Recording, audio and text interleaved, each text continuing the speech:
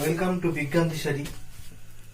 আজকে আমরা পড়ব ক্লাস 11 এর একটা ইম্পর্টেন্ট চ্যাপ্টারের নাম হলো গ্রাভিটেশন। গ্রাভিটেশন কথার অর্থ হলো, বাংলা অর্থ হলো মহাকর্ষ। গ্রাভিটেশন কথার বাংলা অর্থ হলো মহাকর্ষ। তো আমাদের প্রথম জানতে হবে যে মহাকর্ষ জিনিসটা কি। তো প্রথম কথা হলো, আমরা পৃথিবীতে অবস্থান করি। পৃথিবীতে বা মহাবিশ্বে যে কোনো দুটো বস্তু, পৃথিবীতে বা মহাবিশ্বে, বা আমরা বলতে পারি এক কথায় পৃথিবীর কথা যদি এখন ছেড়েও দিই তাহলে বলতে পারি মহাবিশ্বে যে কোনো দুটো বস্তু, সেটা বড়ই হোক বা ছোট, যে কোনো দুটো বস্তু পরস্পরকে একটা বল দ্বারা আকর্ষণ করে। সেই বলটার নামই হলো মহাকর্ষ বা গ্রাভিটেশন। আরেকবার বলি, পৃথিবীতে বা পৃথিবীর বাইরে অর্থাৎ মহাবিশ্বের যে কোনো দুটো বস্তু পরস্পরকে একটা বল দ্বারা আকর্ষণ করে, সেই বলটার নামই হলো মহাকর্ষ। তো আমাদের প্রথমে জানতে হবে এই মহাকর্ষ বলটা আমরা পরিমাপ করব কি করে। তো এই মহাকর্ষ বলটা পরিমাপ করার জন্য আমাদের একটা সূত্র আছে। আমরা যেমন পরবর্তী ক্লাসে বা আমরা ক্লাস 10-এ পড়েছি সম্ভবত কুলম্বের সূত্র। সেই কুলম্বের সূত্রের মতোই একটা মহাকর্ষীয় সূত্র বর্তমান। এই মহাকর্ষীয় সূত্র বলছে, যদি দুটো বস্তু থাকে m1 আর m2 এবং তাদের দূরত্ব যদি হয় r, তাহলে এদের মধ্যেকার মহাকর্ষ বলটা ওই বস্তুদ্বয়ের ভরের গুণফলের সমানুপাতিক এবং ওই বস্তুদ্বয়ের মধ্যে দূরত্ব তার বর্গের ব্যস্তানুপাতিক। এই হলো আমাদের মহাকর্ষ সূত্র। মহাকর্ষ সূত্র কিন্তু শুধুমাত্র মহাকর্ষীয় সূত্র বা মহাকর্ষ বল শুধুমাত্র আকর্ষণ বল। এরা কখনো পরস্পরকে বিকর্ষণ করতে পারে না। এটা একটা আকর্ষণ বল। তাহলে এই দুটোকে যখন আমি একসাথে করব, F varies with m1 m2 by r square or F is equal to g m1 m2 by r square. Here g is called সার্বজনীন মহাকর্ষীয় ধ্রুবক। সার্বজনীন মহাকর্ষীয় ধ্রুবক হলো g। তো এই যে g, এর আগে আমরা মহাকর্ষীয় ধ্রুবক বলতে পারতাম একে, কিন্তু এর আগে এই সার্বজনীন কথাটা লেখার কারণ কি? এটার অবশ্যই একটা নির্দিষ্ট কারণ আছে। সেই কারণটা কি? এই ধ্রুবকটা অর্থাৎ g এর যে মান আমরা পাবো, সেই মানটা মহাবিশ্বে কোনো জায়গায় কোনোভাবে পরিবর্তিত হতে পারে না। g এর মান সব জায়গায় একই হবে। অর্থাৎ মহাবিশ্বের যে কোনো গ্রহ, যে কোনো উপগ্রহ, ইনফ্যাক্ট পৃথিবীতেও এই g এর মানটা সবসময় একই থাকবে। সেই জন্য একে বলা হয় সার্বজনীন। আমরা শুনেছি সার্বজনীন পুজো মানে হচ্ছে সবাই মিলে যে পুজোটা করা হয় সেটা হচ্ছে সার্বজনীন। সুতরাং সব জায়গার জন্য যেটা প্রযোজ্য সেটাই সার্বজনীন, বা বাংলায় বললে সর্বজন ব্যতীত যেটা সেটাই সার্বজনীন। তো সেই জন্য এই জিটা মান হচ্ছে সব জায়গাতেই এক, সেই জন্য একে আমরা বলি সার্বজনীন মহাকর্ষীয় ধ্রুবক। তাহলে আমাদের এখন এই জিটার নিশ্চয়ই কোনো একক মাত্রা এসব বর্তমান। তাহলে জি এর একক আমরা বের করতে গেলে কি করবো? রাশিমালা থেকে জি ইজ ইকুয়াল টু করবো fr square by m1 m2। f means newton metre square kg to the power -2, এটা হচ্ছে এসআই একক। আর dyne centimetre square gram to the power -2 CGS unit. মাত্রা কি হবে? যদি জি এর মাত্রার কথা ধরি, g is equal to উপরে f means ml t to the power -2, r mean l square by m square is equal to m to the power -1 l cube t to the power -2। এই হলো আমাদের g এর মাত্রা। তাহলে এখানে আমরা পেলাম g এর একক এবং g এর মাত্রা। এবার অভিকর্ষ কাকে বলা হয়? যখন এই যে মহাকর্ষীয় বলটারই আরেকটা নাম অভিকর্ষ। কখন? যখন পৃথিবী হয়ে যায় একটা এই যে দুটো বস্তুর কথা বলেছিলাম M1 আর M2, এই M1 এর জায়গায় যদি পৃথিবী হয়ে যায়, এখানে যদি পৃথিবী চলে আসে আর অপর দিকে যে কোনো বস্তু থাকুক, তখন যে বলটা কাজ করে সেই বলটারই নাম হয়ে যায় অভিকর্ষ। অর্থাৎ ভূপৃষ্ঠে বা ভূপৃষ্ঠের কাছাকাছি অবস্থিত যে কোনো বস্তুকে পৃথিবী যে বল দ্বারা আকর্ষণ করে তাকেই বলা হয় অভিকর্ষ। অর্থাৎ আমরা পৃথিবী, যদি এটা পৃথিবী হয়, আমরা পৃথিবীর এরকম বাইরের দিকে অবস্থান করছি, পৃথিবী যেহেতু ঘুরছে, সুতরাং পৃথিবীর বাইরের দিকে অবস্থান করার সময় আমরা পড়ে যেতে পারতাম, পৃথিবী থেকে ছিটকে পড়ে যেতে পারতাম, কিন্তু পড়ে যায় না। তার কারণ কি? তার কারণ হলো এই অভিকর্ষ। এই অভিকর্ষ বলের প্রভাবেই আমরা পৃথিবীতে একভাবে থাকতে পারি, বা পৃথিবী আমাদেরকে এইভাবে অভিকর্ষ বল দ্বারা টেনে রেখেছে বলেই আমরা পৃথিবীর উপর দাঁড়িয়ে আছি বা পৃথিবীতে বাসস্থান বা বসবাস করতে পারছি। এই হলো আমাদের অভিকর্ষ। এবার এই অভিকর্ষজ ত্বরণ কাকে বলে? যখনই একটা বল বর্তমান থাকবে, যখনই কোনো বস্তু কাউকে একটা বল প্রয়োগ করবে, সবসময় সেই বস্তুর মধ্যে একটা ত্বরণের সৃষ্টি হবে। সুতরাং কোনো পতনশীল বস্তুর মধ্যে বা অভিকর্ষ বলের প্রভাবে যে কোনো বস্তুতে, যে কোনো পতনশীল বস্তুতে যে ত্বরণের সৃষ্টি হয় তাকেই আমরা বলবো অভিকর্ষজ ত্বরণ। তাহলে এই অভিকর্ষজ ত্বরণের রাশিমালা আমরা নির্ণয় করতে হবে। যদি ধরে নিলাম এটা হলো আমাদের পৃথিবী, এটা হলো আমাদের পৃথিবী, আর্থ, এই সেন্টার থেকে ব্যাসার্ধ হচ্ছে আর, আর এখান থেকে এরকম কোন একটা জায়গায় একটা বস্তু আছে এম, পৃথিবীর ভর হলো ক্যাপিটাল এম, পৃথিবীর ব্যাসার্ধ হলো ক্যাপিটাল আর। তাহলে এই এম, এই যে ডিস্টেন্সটা, এই ডিস্টেন্সটাকে যদি আমি ধরি ছোট আর, আর এই যে বল দিয়ে টানছে এই বলটাকে যদি বলি আমি এফ, তাহলে পৃথিবীর ব্যাসার্ধ হলো আর, পৃথিবীর ভর হলো ক্যাপিটাল এম, বস্তুটার ভর হলো স্মল এম, আর বস্তু থেকে পৃথিবীর কেন্দ্রের দূরত্ব হলো স্মল আর। তাহলে এখন এফ সমান কি হবে? এফ সমান এখানে হয়ে যাবে জি এম, এম বাই দূরত্ব হচ্ছে আর স্কয়ার। এই হলো আমাদের পৃথিবী ওই বস্তুর উপর যে বলটা দিচ্ছে, বা এটাকে আমরা বলবো পৃথিবী কোনো বস্তুর উপর যে বল দেয় সেই বলকে আমরা বলি অভিকর্ষ বল। তাহলে অভিকর্ষ বল হয়ে যাবে এফ। আবার আমরা জানি যে কোনো বস্তুর ক্ষেত্রে বা এম ভরের বস্তুর ক্ষেত্রে এফ সমান হয় এম ইন্টু জি। এম হচ্ছে মাস অফ দ্য বডি, আর তাহলে যে কোনো বস্তুর ক্ষেত্রে এফ সমান আমরা জানি এম ইন্টু জি হয়। এম হচ্ছে মাস অফ দ্য বডি আর জি হচ্ছে অভিকর্ষণের ত্বরণ, বা এ বলতে পারি এটাকে, পরে পরবর্তীকালে এটাকে প্রতিস্থাপন করে আমরা জিও লিখতে পারি। তাহলে শর্তে M G is equal to G M M by R square, और G is equal to G M by R square. তো এটাই হলো অভিকর্ষজ ত্বরণের রাশিমালা, এটাই হলো অভিকর্ষজ ত্বরণের রাশিমালা। এখান থেকে আমরা অভিকর্ষজ ত্বরণের মান আমরা বের করতে পারি, বা জি ও এম যদি ধ্রুবক হয়ে যায় তাহলে এই জিটা ভ্যারি করে 1 বাই আর স্কোয়ারের উপর, বস্তুর ভরের উপর জিটা কোনো সময় নির্ভর করে না। এবার পৃথিবীর যদি ঘনত্ব হয়ে যায় রো, পৃথিবীর ঘনত্ব যদি হয়ে যায় রো ঘনত্বের পৃথিবী, তাহলে সেক্ষেত্রে পৃথিবীর ভর এম সমান কি হয়ে যাবে? গোলকের আয়তন 4/3 pi R Q into rho, আয়তন ইন্টু ঘনত্ব, সেটাই হচ্ছে তার ভর। সুতরাং আমরা জি সমান লিখতে পারবো তখন G is equal to G by R square into 4/3 pi capital R cube rho, capital R cube rho.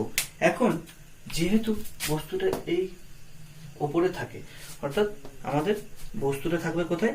বস্তুটা থাকবে পৃথিবীর একদম পৃষ্ঠে। তো যখনই বস্তুটা পৃথিবীর পৃষ্ঠে থাকবে তখন আমরা কি বলতে পারি? তখন এই স্মল আর ইজিক্যাল টু হয়ে যায় ক্যাপিটাল আর, অতএব জি ইজিক্যাল টু হয়ে যাবে 4/3 pi R cube rho G by capital R square. একটা আর কেটে গেলে হয়ে যায় কি হয়ে যায়? একটা আর কেটে গেলে হয়ে যায় 4/3 পাই আর জি রো। তাহলে এই হলো আমাদের জি এর মান ইন টার্ম অফ রো। আর এখান থেকে আমরা পৃথিবীর ঘনত্ব যখন খুশি বের করতে পারবো 3g/4 পাই আর ক্যাপিটাল জি। এখানে 3g, 4g নয় কিন্তু 3g, এখন তো 4g যুগ, তাই সবাইকে মনে হতে পারে যে এটা 3g এর জায়গায় 4g লিখে দিলে খুব ভালো লাগবে, বা এখন 3g চলে না সেই জন্য এখানে 4g লিখে দিই, কিন্তু এখানে 3gটা 3g হবে, কোনোভাবে এটা 4g কিন্তু হবে না। এবার এই যে অভিকর্ষজ ত্বরণ, এই অভিকর্ষজ ত্বরণ কয়েকটা জিনিসের উপর নির্ভরশীল। অভিকর্ষজ ত্বরণ সব জায়গায় কিন্তু একই থাকে না, পৃথিবী পৃষ্ঠে সব জায়গায় সমান থাকে, কিন্তু পৃথিবী পৃষ্ঠ থেকে যখন আমরা উপরের দিকে উঠে যাব বা নিচের দিকে নেমে যাব তখন কিন্তু অভিকর্ষজ ত্বরণটা আর একই থাকবে না, তখন অভিকর্ষজ ত্বরণ পরিবর্তনশীল। তাহলে আমরা এখানে তিনটে জিনিস দেখবো, তিনটে কেসে আমরা দেখবো অভিকর্ষজ ত্বরণ পরিবর্তনশীল। প্রথম কেস যেটা, সেটা হলো উচ্চতার সাথে অভিকর্ষজ ত্বরণের পরিবর্তন। তাহলে 1 নম্বর কেস বললাম উচ্চতার সাথে কার পরিবর্তন, জি এর পরিবর্তন। তাহলে প্রথমে অভিকর্ষজ ত্বরণ যেহেতু, সুতরাং আমাদের ধরে নিতে হবে এটা পৃথিবী, এটা পৃথিবী যার ব্যাসার্ধ হচ্ছে আর, বস্তুটা এখানে অবস্থান করছে যার উচ্চতা কত, উচ্চতা হচ্ছে পৃথিবীর কেন্দ্র থেকে না ধরে আমরা এইটুকু ধরলাম, পৃথিবী পৃষ্ঠ থেকে উচ্চতা হচ্ছে এইচ, পৃথিবী পৃষ্ঠ থেকে উচ্চতা ধরলাম এইচ। এখন এই পৃথিবীর উপর আমরা জানি হয় জি, পৃথিবীর উপর হয় জি, পৃথিবীর উপর অভিকর্ষজ ত্বরণ হয় জি, আর পৃথিবীর ভর হচ্ছে ক্যাপিটাল এম, এর ভর স্মল এম, আর এই যে পয়েন্টটা এখানে অভিকর্ষজ ত্বরণ ধরলাম জি ড্যাশ, অভিকর্ষজ ত্বরণ হলো জি ড্যাশ। তাহলে এই বিন্দুটার যদি একটা নাম দিই, এখানটার নাম দিলাম এ, এটার নাম দিলাম বি, তাহলে বি তে আমাদের অভিকর্ষজ ত্বরণটা এর টার্মে বের করতে হবে। তাহলে এর ক্ষেত্রে আমরা জানি, একটু আগে প্রমাণ করলাম, এ বিন্দুতে অভিকর্ষজ ত্বরণ জি সমান জিএম বাই আর স্কয়ার হয়, এই বিন্দুতে অভিকর্ষজ ত্বরণ হয় জিএম বাই আর স্কয়ার। এখন বি বিন্দুর ক্ষেত্রে কি হবে, বি বিন্দুতে কি হবে বলতে হবে M G dash equal to, ওখানে জি ড্যাশ ধরেছি সেজন্য M G dash equal to হয়ে যাবে G M M by R হবে না, হবে আর প্লাস এইচ তার হোল স্কয়ার। কেন আর প্লাস এইচ হবে, কারণ এটা পৃথিবীর পৃষ্ঠ থেকে এইচ উচ্চতা পর্যন্ত বিস্তৃত। তো জি ড্যাশ ইজিক্যাল টু হয়ে যাবে GM by R plus H তার হোল স্কয়ার। তাহলে জি ড্যাশ কে GM by R plus H এর টার্মে আমি আনতে পারলাম। এখন যদি জি বাই জি ড্যাশ করে দিই তখন কি হবে,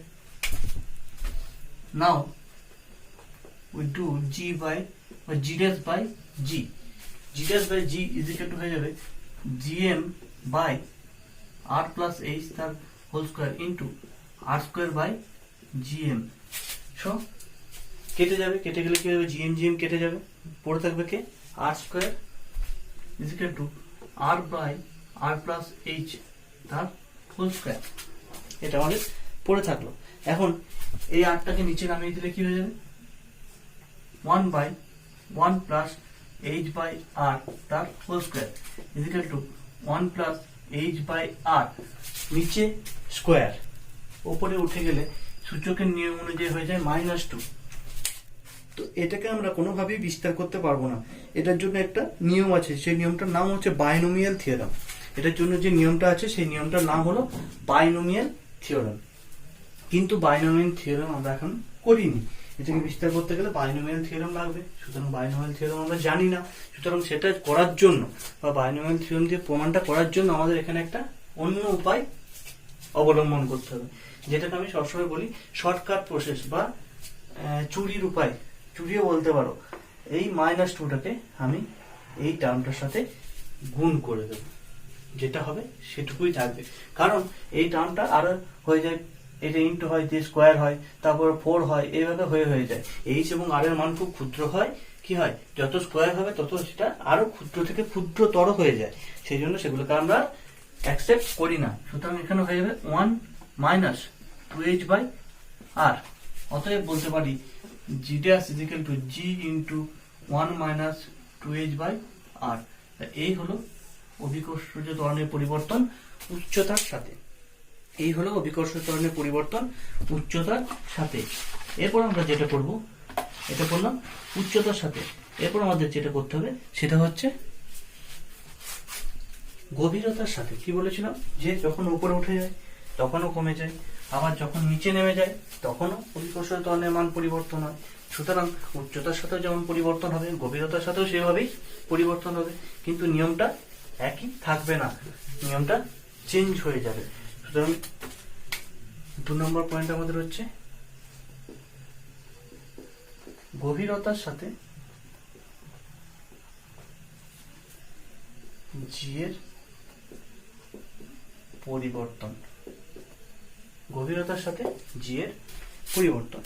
এখানে আমাদের সেই একইভাবে ছবি আঁকতে হবে। এটা আমি যদি ধরি পৃথিবী, ব্যাসার্ধ হচ্ছে আর, বস্তু আছে এখানে, তাহলে এই জায়গাটাকে কেন্দ্র করে আমাদের একটা ঘনক কল্পনা করে নিতে হবে। অর্থাৎ এই যে ডিস্টেন্সটা, এই ডিস্টেন্সটাকে আমি ধরে নিলাম ডি। এখানে এম ভরের বস্তু আছে, পৃথিবীর ভর হচ্ছে এম। তাহলে এই যে দূরত্বটা, এই দূরত্বটা হচ্ছে আর মাইনাস ডি।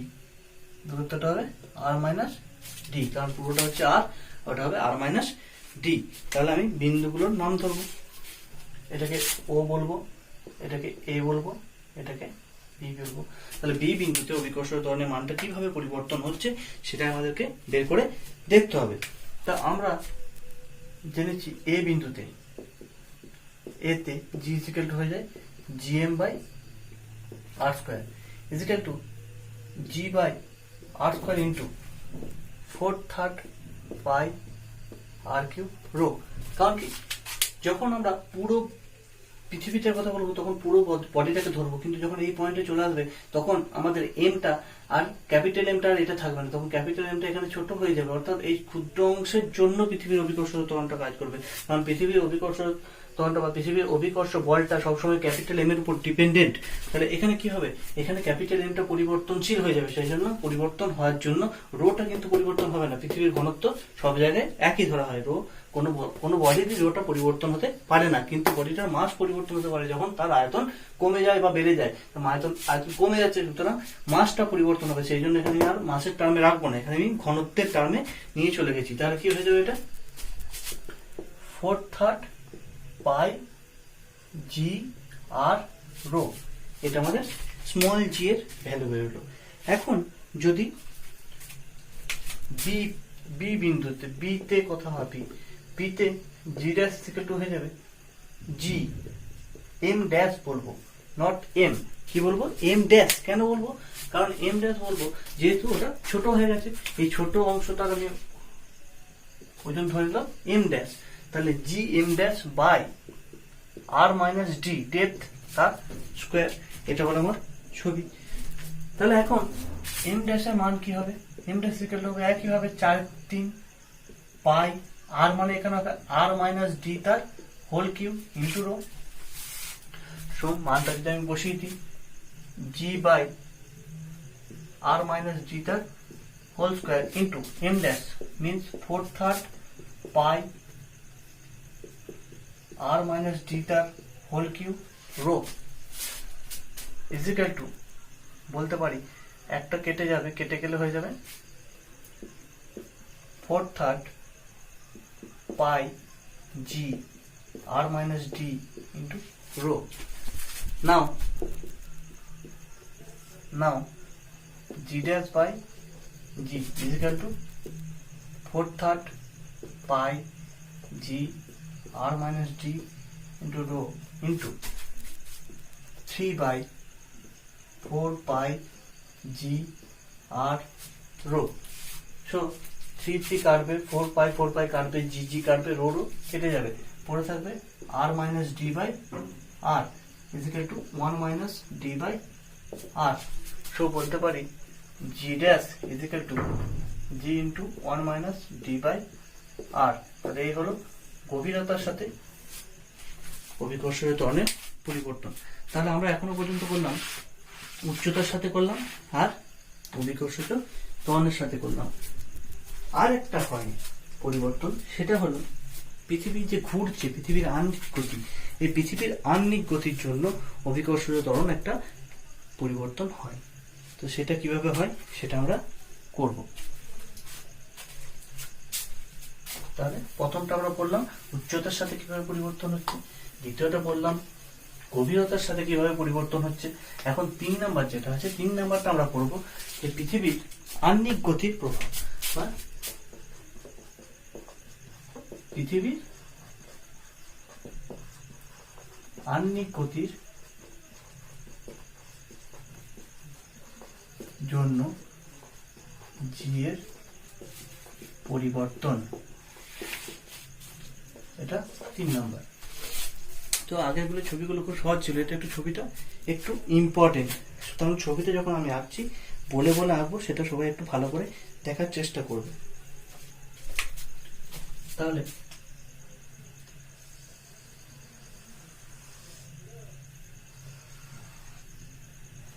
এই হলো আমাদের পৃথিবী, এটা কেন্দ্র হলে এটা হলো অক্ষ, এই হলো পৃথিবী, যদি এটা কেন্দ্র হয় এই হলো আমাদের অক্ষ। এখন পৃথিবী কেন্দ্রের চারিদিকে সর্বদা একটা কৌণিক বেগ ওমেগা নিয়ে ঘুরছে, কৌণিক বেগ ওমেগা নিয়ে ঘুরছে। এটা সেন্টার হলে এখানে দূরত্ব হয় আর। এখন বস্তু যদি এখানে থাকে তাহলে বস্তুটা এখানে দেখো, এখানে দূরত্বটা কমে যাচ্ছে, স্মল আর দূরত্বকে কেন্দ্র করে এই বৃত্তাকার পথে ঘুরতে থাকছে, স্মল আর দূরত্বকে কেন্দ্র করে এই বৃত্তাকার পথে ঘুরতে থাকছে। তাহলে এখন পৃথিবী তাকে এদিকে mg অর্থাৎ ওজন দ্বারা আকর্ষণ করবে, আর এইদিকে কাজ করবে অভিকেন্দ্র বল m ওমেগা স্কয়ার আর। অভিকেন্দ্র বলের মান হয় m ওমেগা স্কয়ার আর। তাহলে এই পয়েন্টটা কেন্দ্রের সাথে যদি থিটা কোণ করে, তাহলে এখানে একটা কোণ করবে থিটা। আমরা পরে ভেক্টরের চ্যাপ্টারে যখন পড়বো তখন আমরা জানতে পারবো যে দুটো উপাংশে ভেঙে যেতে পারে। যখনই কোনো অরিজিনাল জিনিস দুদিকে ভাঙা যায়, মাঝে যদি কোণ থাকে, তাহলে এই কোণটা যেদিকে থাকে সেদিকে হয়ে যায় m omega square R cos theta, আর অন্যটা হয়ে যায় sin থিটা। সেটা মেবি এদিক বরাবর হবে, অর্থাৎ এর সাথে লম্বভাবে আরেকটা ডাইরেকশন হয়, সেটা হচ্ছে sin থিটা। সেটার এখানে প্রয়োজন নেই, সুতরাং সেটা নিয়ে আমরা এখানে আলোচনা করব না। তাহলে এই হলো আমাদের ছবি। তাহলে এখন এই ছবিটা থেকে দেখতে পাচ্ছি যে যখন ওখানে গেছে তার আরটা কমে গেছে, আরটা কমে গেছে মানে তার নিশ্চয়ই কিছু না কিছু পরিবর্তন হয়েছে। তাহলে এখন পৃথিবী এই যে ঘুরছে, অর্থাৎ এই বস্তু এই বিন্দুতে পৃথিবীর অভিকর্ষীয় ত্বরণ যদি জি ধরি, তাহলে ওখানে তার ওজনটা হয়ে যাবে mg ড্যাশ, তার ওজনটা হবে mg ড্যাশ। mg ড্যাশটা কার জন্য হচ্ছে? এইদিকে তো অরিজিনাল mg কাজ করছে, তাহলে এটার জন্য mg হবে, কিন্তু বাইরের অভিমুখে m ওমেগা স্কয়ার আর এর জন্য একটা উপাংশ m omega square R cos theta আমাদের এখানে কার বিপক্ষে কাজ করছে? আমাদের যে অরিজিনাল ওয়েট, অরিজিনাল যে ওজন, তার বিপক্ষে m omega square R cos theta কাজ করছে। সেই জন্য mg ড্যাশ ইকুয়াল টু হয়ে যাবে mg minus m omega square R cos theta. তাহলে এইগুলো আমাদের ইকুয়েশন। তাহলে এখন m গুলোকে দুদিক থেকে বাদ দিয়ে দিলে কি হয়ে যাবে? g dash equal to g minus omega square R cos theta. এবার এই যে পয়েন্টের কথাই ধরা হোক, সেখানে আমি স্মল আরটা আমরা কোনোভাবেই জানতে পারবো না, স্মল আরটা আমাদের জ্ঞাতব্য বিষয় নয়। তাহলে স্মল আরটাকে রিপ্লেস করার জন্য আমাদের ক্যাপিটাল আর ব্যবহার করতে হবে। কি করে করব? দেখো এই যে ছবিটা, এই ছবিটায় স্মল আর আছে, ক্যাপিটাল আছে, এটা যদি থিটা হয় এটাও হবে থিটা। তাহলে এখন আমরা জানি cos theta is equal to কি হবে? cos theta is equal to হবে small R by capital R. কেন? এটা লম্ব, এটা যদি ভূমি হয় cos theta is equal to ভূমি বাই আর। আর মানে হচ্ছে এখানে লম্ব অতিভুজ, এটা হবে ভূমি, এটা হবে অতিভুজ, তাহলে ভূমি বাই অতিভুজ। সুতরাং এখান থেকে আমি small R is equal to পেয়ে গেলাম আর cos theta is equal to লিখতে পারি g minus omega square capital R cos square theta, আর G dash equal to G যদি কমন নিয়ে নিই 1 minus omega square R by G cos square theta. এখন এই যে অভিকর্ষীয় ত্বরণ পরিবর্তন হচ্ছে, কোথায় অভিকর্ষীয় ত্বরণের মান সব থেকে বেশি? মেরুতে। মেরুতে থিটা সমান 90 ডিগ্রি, থিটার মানটা বাড়তে বাড়তে 90 হয়ে যায়, 90 মানে cos 0, তাহলে মেরুতে জি ড্যাশ ইকুয়াল টু হয়ে যাবে জি। আর নিরক্ষীয় অঞ্চলে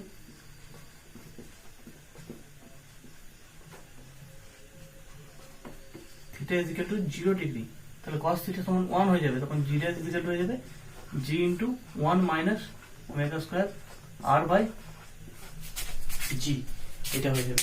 সুতরাং নিরক্ষীয় অঞ্চলে অভিকর্ষীয় ত্বরণের মান সব থেকে কম, আর মেরুতে অভিকর্ষীয় ত্বরণের মান সব থেকে বেশি। তাহলে এই হলো আমাদের আজকের পড়ার বিষয়, এইটুকুই ছিল আজকের পড়ার বিষয়। পরবর্তী ক্লাসে আমরা আলোচনা করব কেপলারের 3টে সূত্র নিয়ে। কেপলারের 3টে সূত্র সম্পর্কে আমরা ক্লাস 9 একটু জেনেছি। পরের দিন আমরা কেপলারের সূত্র নিয়ে বিস্তারে আলোচনা করব। আজকের ক্লাস এই পর্যন্তই।